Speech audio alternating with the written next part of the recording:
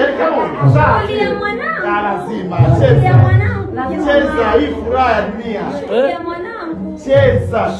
Ya mwanangu, ya mwanangu, baby oil.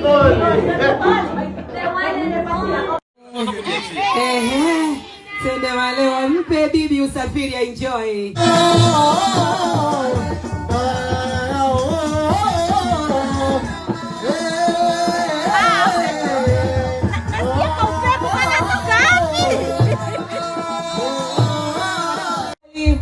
Wewe kavigelegele. Eti jamani. Baba Oli na yeye. Baba Oli na yeye. Pongezi. Ila jamani, mpongezeni kumtukana mama mtoto wangu. Mimi nampenda sana na namshukuru sana kwa kunizalia mtoto wangu wa kiume. Ni kweli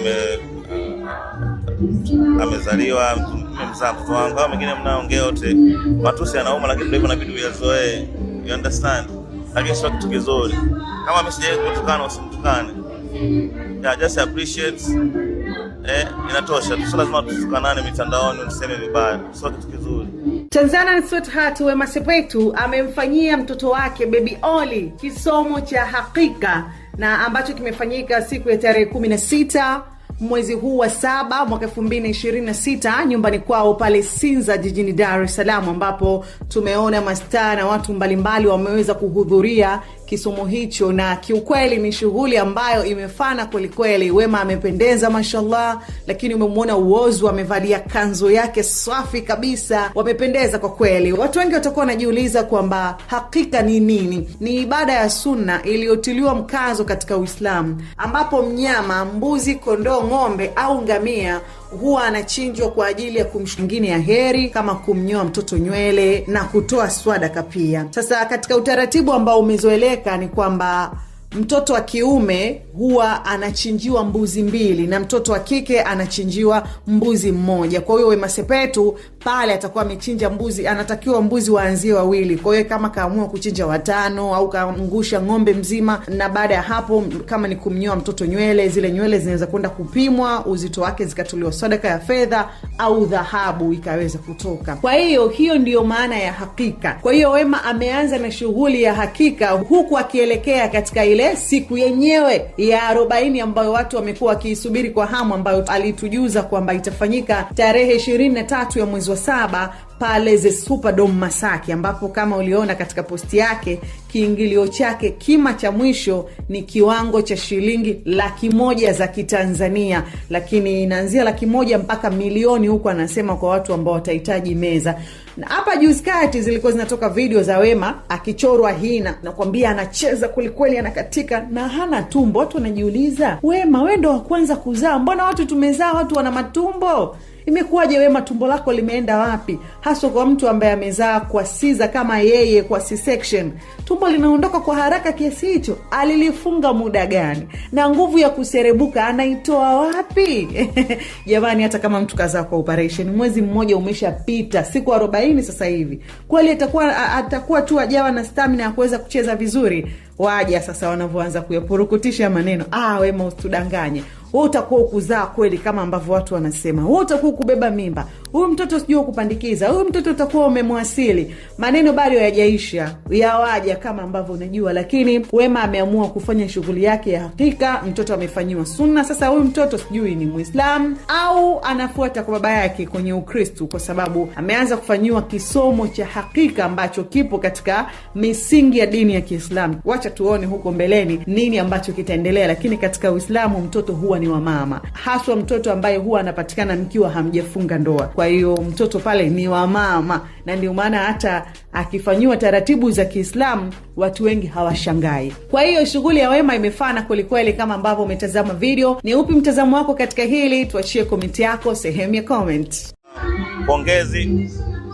Ila jamani, mpongezeni kumtukana mama mtoto wangu. Mimi nampenda sana na namshukuru sana kwa kunizalia mtoto wangu wa kiume.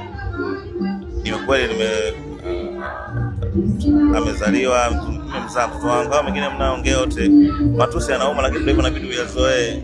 You understand? Lakini sio kitu kizuri. Kama mimi sijawahi kutukana, usimtukane.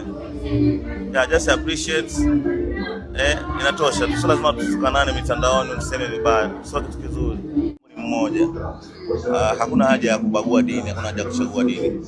Kama bibi yake ni Muislamu na babu yake alikuwa ni Mkristo, Mwenyezi Mungu amlazima alipe peponi. Sio mbaya, kwa sababu vyote ni kumlinda mtoto. Kwa hiyo leo amefanywa hakika, kufanya dua, tumemwombea kwa Mwenyezi Mungu kwa ajili ya kumlinda. Akimaliza baada labda mwezi mmoja, miezi miwili, miezi mitatu atabatizwa. Tutaenda Uchagani, tutaenda Moshi.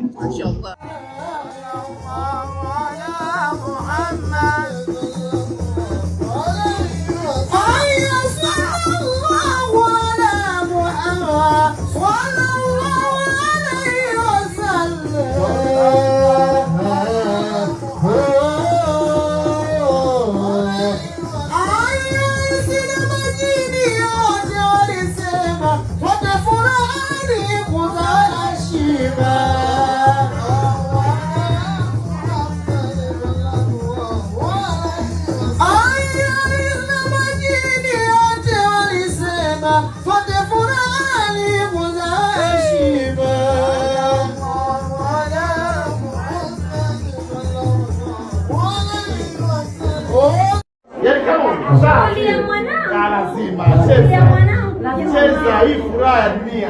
Ya mwanangu. Cheza. Ya mwanangu, ya minani, baby Oli. The one and only.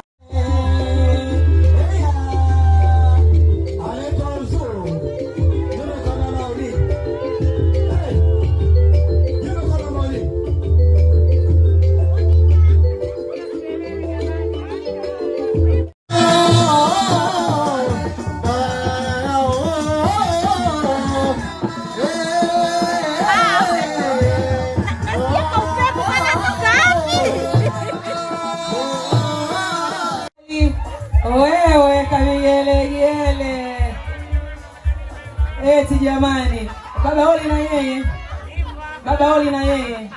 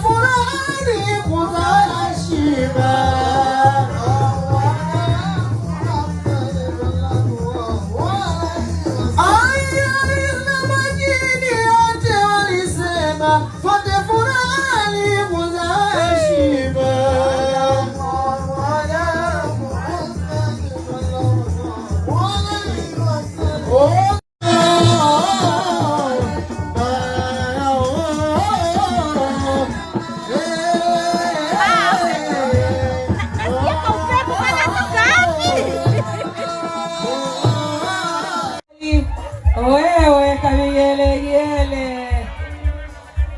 Eti jamani, baba Oli na yeye. Baba Oli na yeye.